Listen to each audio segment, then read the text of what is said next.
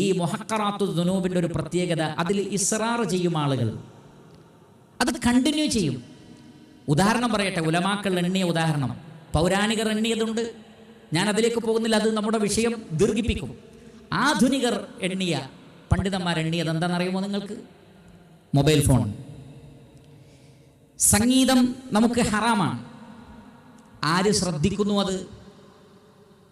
ഈ കാണുന്ന റീൽസുകളും കോമഡികൾ, അതേപോലെയുള്ള കോമഡിയുടെ ആളുകൾ ഇറക്കുന്ന റീൽസുകൾ, സിനിമാ ക്ലിപ്പുകൾ തുടങ്ങിയ എല്ലാറ്റിലും ഇസ്ലാം ഹറാമാക്കിയ എത്രയോ കാര്യങ്ങളുണ്ട്.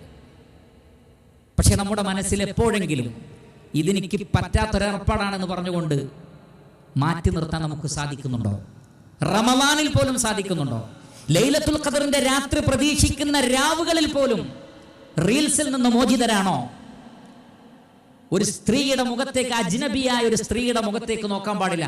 യാദൃശികമായി നോക്കിയാൽ ഡെലിബറേറ്റ്ലി രണ്ടാമത് നോക്കരുതെന്ന് റസൂലുള്ളാഹി സ്വല്ലല്ലാഹി അലൈഹി വസല്ലം.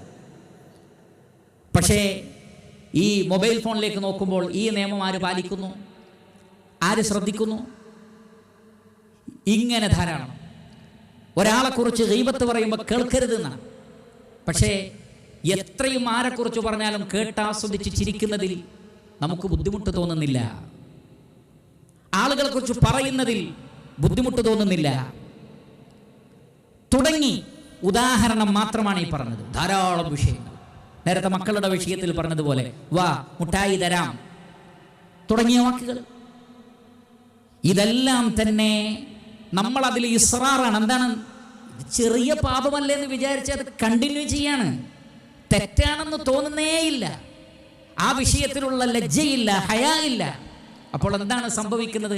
നബി സല്ലല്ലാഹു അലൈഹി വസല്ലം പറഞ്ഞില്ലേ, അതങ്ങനെ കൂടി കൂടി കൂടി നിങ്ങളെ നശിപ്പിച്ചു കളയും, അതൊക്കെ രേഖപ്പെടുത്തപ്പെടുകയും ചെയ്യും.